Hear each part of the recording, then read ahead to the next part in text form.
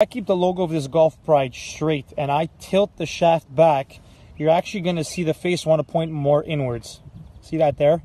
If I do the opposite and I add shaft lean, the club face is actually going to want to point more outward.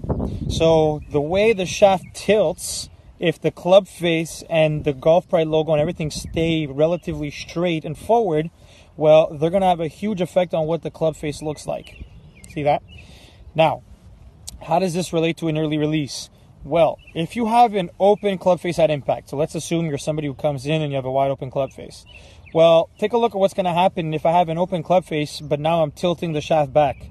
All of a sudden, my club face is pointing dead straight. Do you see that?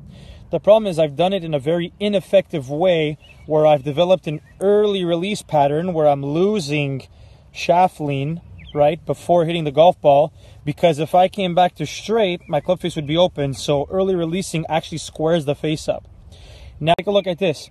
If I develop more of a closed club face in the downswing, okay, but I still have a tendency to early release, so basically my body's still reacting as if the club face is open, I'm going to hit massive pull draws.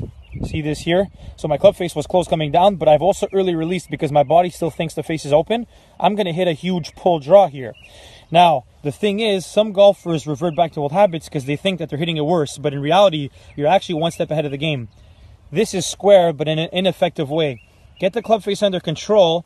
Even if you're early releasing, you might pull draw it, but now take a look at this, okay? Let's assume that everything's back to square, and now we're going to close the club face. Boom, okay? Well, closing the club face, we know that if the club face is square and we keep the logo straight and we add shaft lean, the club face gets wide open. Well, if we got the club face shut and all of a sudden we added shaft lean forward, hello, the club face gets right back to square. So you could get the club face closed and struggle with some pull draws at first because you're still early releasing, but you have the tools now and the right club face conditions to start learning how to add shaft lean. Take a look. I'm going to keep my hand and conditions the same. I'm going to add shaft lean. All of a sudden the club face points straight again. I'm exaggerating visually, but that's kind of the point of this, okay? So keep that in mind. If you have an open club face and you try to add shaft lean and hold on to the wrist angle, all you're going to do is hit the biggest push cut off the planet.